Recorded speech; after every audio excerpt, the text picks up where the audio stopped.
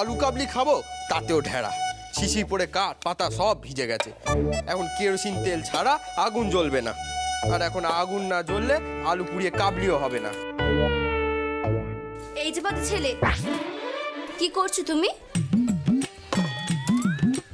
এই পাকা মেয়ে, তুই মানুষ না ভূত দুমদাম করে উদয় হোস? আমি পেতনি হয়েছে। ও, তার মানে তুমি তেল নেওয়ার তাল করছিলে বুঝি? হ্যাঁ, ওই ওই ঘরের পিছনে ওই পিঁপড়ে ঢিপি হয়েছে, তাতে ঢালবো বলে। ঘরের পেছনে পিঁপড়েরা বুঝি পড়ার সময় তোমাকে কামড়াতে আসছে? হাত ধুয়ে এখন পড়তে বসো। আমি তোমার জন্য নতুন আলু পুরি কাবলি বানিয়ে এনেছি। শীত পড়তে না পড়তেই তুমি রোজ কাবলির স্বপ্ন দেখছো, সে আমি জগত্তারিণী বাড়িতে টের পেয়ে গেছি।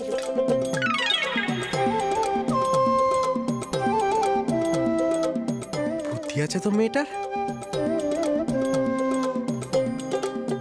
তুই যে আমাকে জ্ঞান দিচ্ছিস, নিজে পড়তে বস না। আমি তো সেই জন্য এখানে এলুম। শোন, আমার কথা শুনলে পুণ্যি লাভ হবে। আমি আবার কি করলুম? আমার বইটা এনে দে।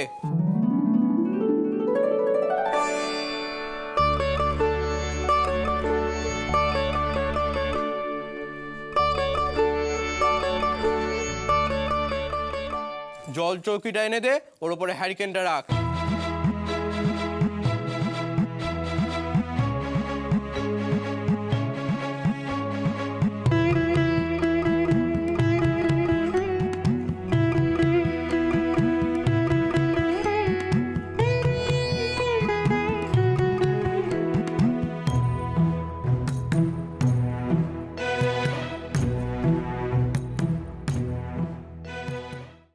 হ্যারিকেনের আলোটা একটু বাড়িয়ে দিয়ে যা।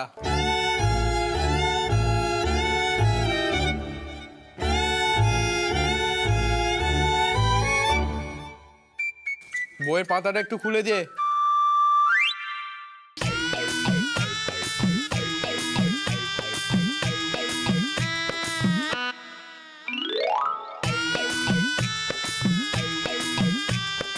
এই আর একটু আলু কাবলি দে তো। আরে বইয়ের পাতাটা চাপা দেবো।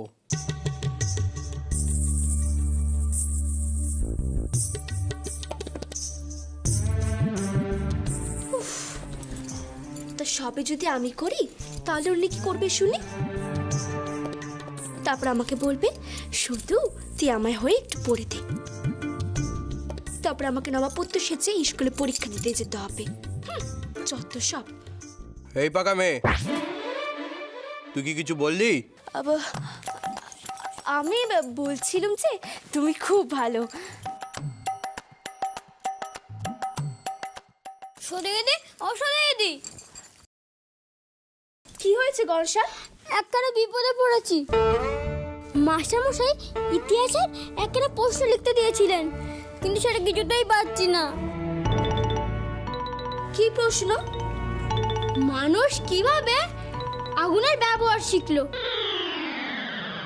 আমি ভাবলাম এই আলু কাবলির আলু পোড়াতে গিয়ে। সরিয়ে আমার উত্তরটা কি ঠিক হয়েছে? না না গর্ষা, উত্তরটা নবাবপুত্রের যেন মানে না লাগে আমি বলে দিলে। ও সরিয়ে বলো না। আমি জানি না গর্ষা। জানবি কি করে? মাথায় তো পাকা বুদ্ধি গিজ গিজ করছে। ইতিহাসে পাতিহাস, ভূগোলেতে গোল, অঙ্কেতে মাথা নেই, হয়েছিস পাগল। তুমি তো সব জানো, তাহলে তুমি উত্তরটা বলে দাও। তাহলে কালকে তোমার ছোট ভাই বেতের হাত থেকে বেঁচে যাবে।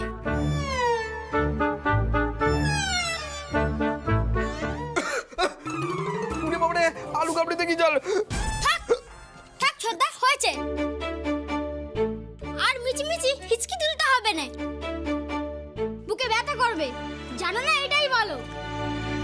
বাবা তো অনেক পড়াশোনা জানেন শুনেছি, কত কি লেখেন। বাবাকে গিয়ে জিজ্ঞাসা করলে বাবা অনেক খুশি হবেন। সরিয়ে তাহলে কালকে আমি বেতের বাড়ি খাবো। কর্ষা, চলো তো আমার বাবার কাছে যাই, বাবা তো অনেক কিছু জানেন, তাহলে আমরা তিনজনে উত্তরখানে জেনে নিতে পারবো।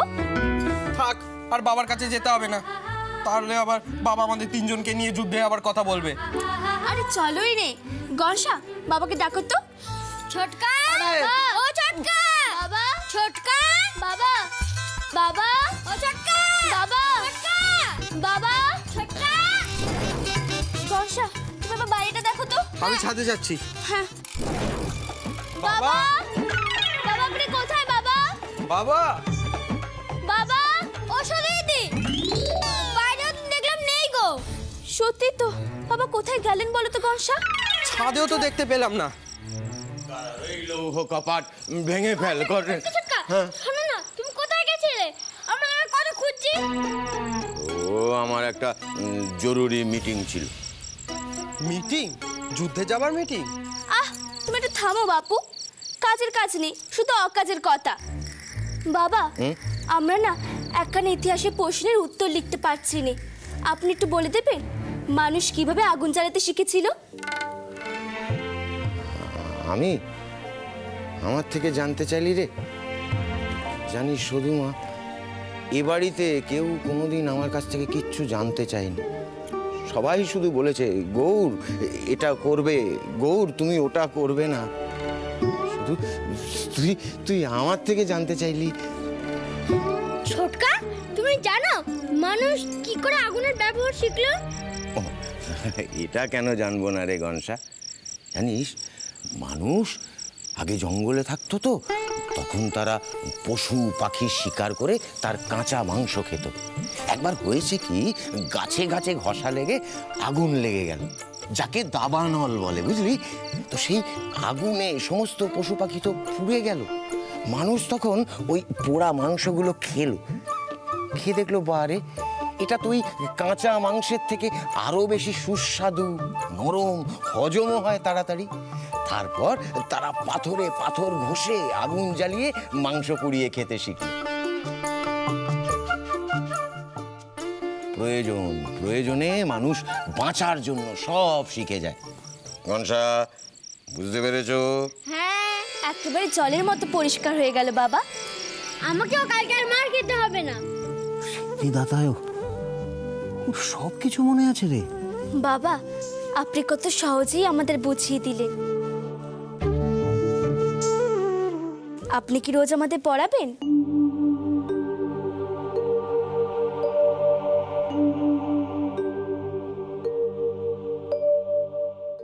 পড়বি? শুধু তোরা যদি আমার কাছে পড়তে চাস, আমি তোদের রোজ পড়াবো রে, রোজ পড়াবো।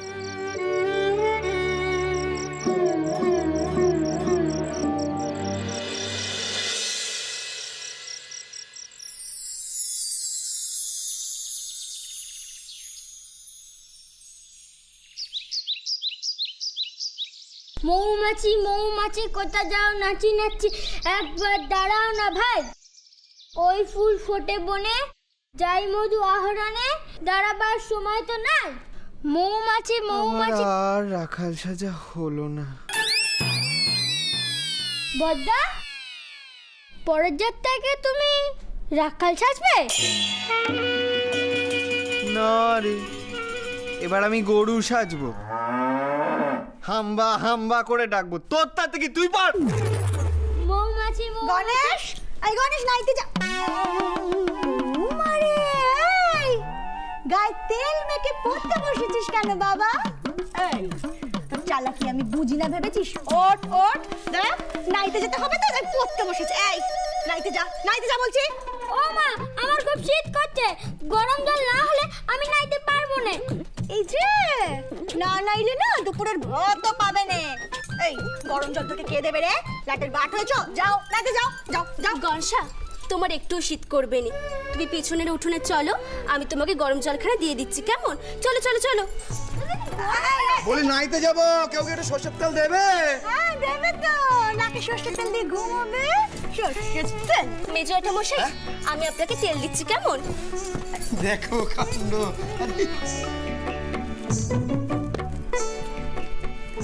এই নিন দেখি মেজো একটা মশাই, এই তেলখানা আমি আপনার জন্য রোদেতে গরম করতে দিয়েছিল। এতে রসুনও আছে, তাহলে আপনার গায়ের ব্যথা সেরে যাবে। এই নিন। বাহ বাহ বাহ বাহ বাহ, এমনিতে তেল যেটা না, তাই আবার রসুন তেল। অমন কথা বলতে নেই মেজো জ্যাঠা মশাই, গেরস্থের সংসারে কখনো না বলতে নেই, সব কিছু আছে। সিদ্ধিদাতায় সিদ্ধিদাতায়। বড় জ্যাঠা মশাই, আপনি একটু পরে যাবেন কেমন? কারণ ওদের তো স্কুল, আর মেজো জ্যাঠা মশাই তো ট্রেন ধরবেন, আর আপনার তো ব্যবসা, হাঁটা পথ। ততক্ষণ আপনি চা খান কেমন? আমি আপনার জন্য চা আনছি। যথাজ্ঞা গিন্নিমা।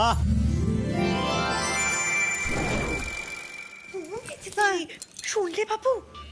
গিন্নিমা, চলো চলো পতির কাছে গিয়ে এই বিষয়টা নিয়ে পরামর্শ করি। এসো।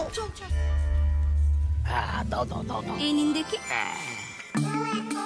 বদ্দি, বদ্দি গো, এতকাল তুমি সংসারের গিন্নি হয়েছিলে, দুদিনের যোগে শুধু একটু কাজকর্ম যেই করছে, বাড়ির লোক অমনি ওকে গিন্নিমা বলে ডাকলো।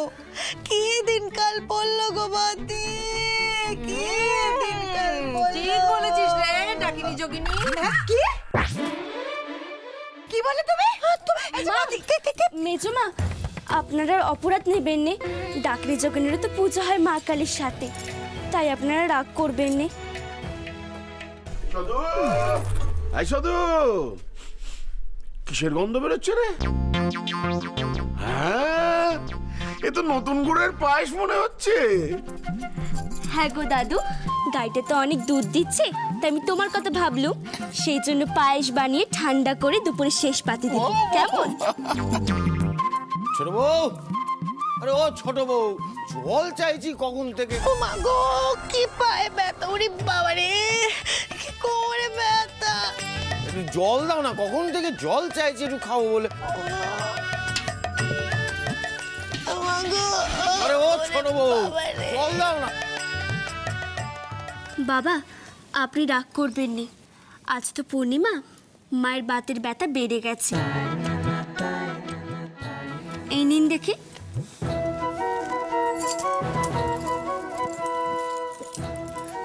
মা, আজকে কিন্তু আপনি ভাত খাবেন নি, আমি আপনার জন্য রুটি বানিয়েছি, দুপুরে আমি আপনাকে সাবু কলা দুধ দিয়ে মাখিয়ে দেব।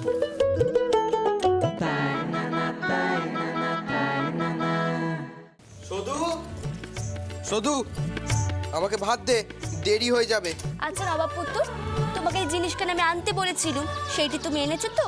হ্যাঁ হ্যাঁ, এই নে। বাবা, এই নিন, এইটা আপনার জন্য। রোদে আপনি গা এলিয়ে এই দেশের খবরখানা পড়বেন। খবরের কাগজ আমার জন্য?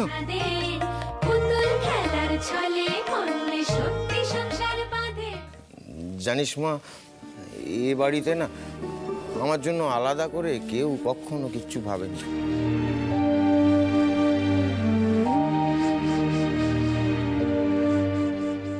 আমারে দেখি,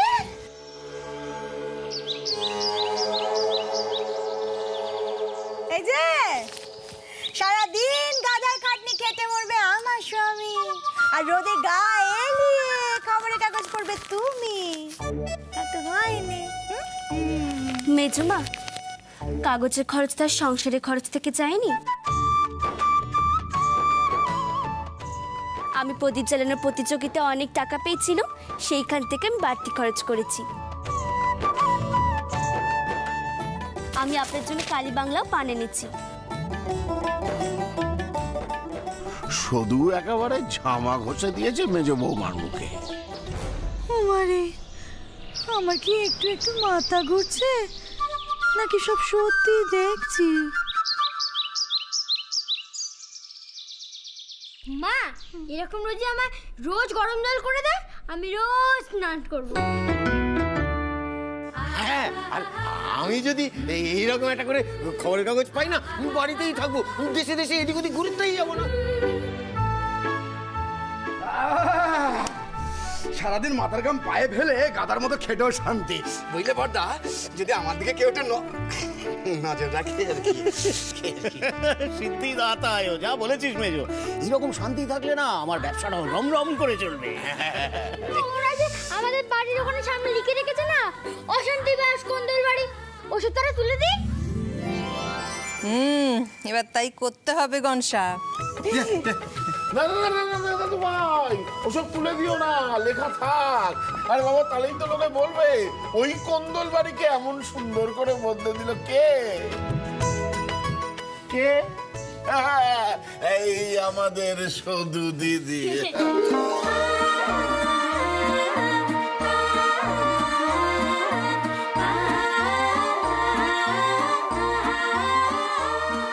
জানিস দিদি ভাই, আজ আমার বড় আনন্দের দিন। কত বছর পরে শীতের শুরুতে এরকম নতুন গুড়ের পায়েস খাবো। আরে এত সুখ আমার কপালে সইবে তো? আপনি কি বলছেন বাবা? আপনি 10 গা খুঁজে খুঁজে এমন একটা মেয়ে আনলেন আমাদের বাড়ির বৌমা করে। এই যে খুব সাহস বেড়েছে না, সকলের সামনে দাঁড়িয়ে শুধুর প্রশংসা করা হচ্ছে। পটর পটর ঘরে চলো, দেখাচ্ছি মজা, চলো। আমি ভয় করব না, ভয় করব না, দুবেলা মরার আগে মরবো না ভাই, মরবো না।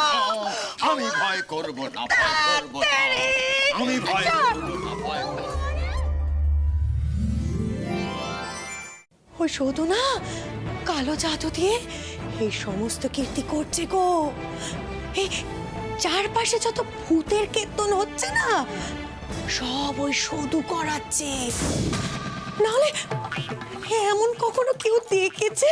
হ্যাঁ, প্রিয়মন শূন্যে এমনি এমনি ভাসছে, শুধু সেটাও করিয়েছে। না না না মেজদি, এমন হতে দেওয়া যায় না। যেমন করে হোক বাড়ি থেকে ভূত তাড়ানোর ব্যবস্থা করতেই হবে।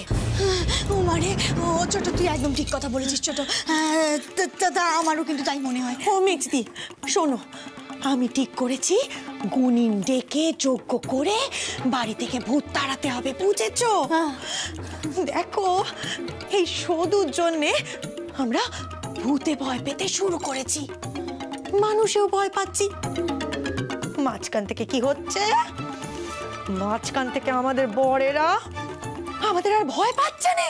ও মা গো, আগে এমন কখনো হয়েছে আমাদের বড়েরা আমাদের ভয় পায়নি, আমাদের ওপর দিয়ে কথা কইছে? না না না, বস করেছে ছোট, আমি বলছি তোকে, আমি বলছি ওই শুধু সবাইকে বস করেছে। মেজদি, যেমন করে হোক এই বাড়ি থেকে ওই সধুর ভূত তাড়াতেই হবে, আর সেটা আমি করেই ছাড়বো, না হলে আমার নামও ময়নামতি নয়। কি করি প্রিয়ে মুখ তুলে যাও। কি হলো, সুরে সুর লাগছে না কেন? কি যে হলো? ফুলহার না, ওগো এ তো কানু গাইয়ের মতো আওয়াজ বেরোচ্ছে। বড়দাদা, আপনার কি হয়েছে? আপনি ভাবে বসেছেন কেন? আপনার শরীর খারাপ করছে না তো? আমি দাদুকে ডাকবো, দাদু এসে আপনাকে ওষুধ দিয়ে দেবে। কেমন একটা লাগছে শুধু, ভেতরটা হু হু করছে। কি হু করছে? আপনার পেটে বুকে বাতাস ঢুকে যায়নি তো? দাদু, দাদু, বড়দাদা পেটে বুকে বাতাস ঢুকে গেছে। এই শুধু থামো থামো থামো, দাদুকে ডাকতে হবে না, এতে ওষুধের দরকার নেই। বাড়ির সবাই যদি আমার দিকে একটু নজর দিত তাহলেই সব ঠিক হয়ে যেত। ও মা বড়দাদা, সকলেই তো আপনার দিকে নজর দেয়, দাদু তো সারাক্ষণ আপনার কথা বলে। দাদুর কথা একদম বলবে না, একদম বলবে না। দাদু ভাবলে তো হয়েই যেত আমার কথা। আর মা, মা তো সময় থাকতে থাকতে আমার ব্যাপারে একটু ভাবতে পারতো, নজর দিতে পারতো আমার দিকে। দাদু বলে কোনো কাজ ফেলে রাখতে নেই, সময়ের কাজ সময় করতে হয়। কিন্তু না না না না না, ও সব মুখের কথা, সব মুখেই বলে, কাজে কেউ করে না। পরের কাজ আগে করে, আর আগের কাজ তো করেই না। পরের কাজ আগে করে, আগের কাজ করেই নে। বড়দাদা, এ আবার কেমন কথা? পরের কি কাজ আগে হয়েছে? এই যে বাড়িতে বড় দাদা থাকতে ছোট ভাইয়ের বিয়ে হয়ে গেল, এর তো পরের কাজ। আগে হলো তো হলো, তারপরে বড় দাদাকে নিয়ে ভাবার মতো সময় কারোর কাছে নেই, এটা তো আগের কাজ। হলোই না, আমার কিছু ভালো লাগে না। এ তো দেখছি ঘোরতর ব্যামো। বড়দাদা, এখন আপনি এখনকার কাজ করুন। এই নিন দেখে এই খাবারটা আপনি খেয়ে নিন, তাহলে যে আপনার শরীর খারাপ করবে।